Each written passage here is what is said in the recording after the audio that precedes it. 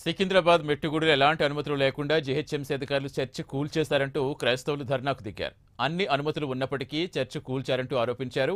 ఈ చర్చి పక్కన స్థలం కొనుగోలు చేసిన వ్యక్తి దురుద్దేశంతో ఇలాంటి పని చేయించాడని ఆరోపిస్తున్నారు.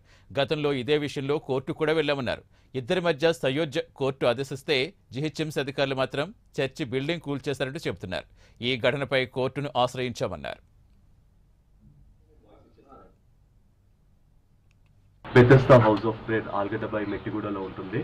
మా యొక్క మందిరము 1986వ సంవత్సరమున ఆరంభించబడిన తర్వాత 2002వ సంవత్సరమున మేము మా సొంత డబ్బులతోటి ఈ జాగను మేము కొనుక్కున్న తర్వాత మేము సుమారు ఇంచుమించు 25 సంవత్సరముల నుండి ఎంతో నెమ్మదిగా ప్రశాంతమైన వాతావరణంలో మా యొక్క ప్రార్థనలను మేము జరిగించుకుంటా ఉన్నాము.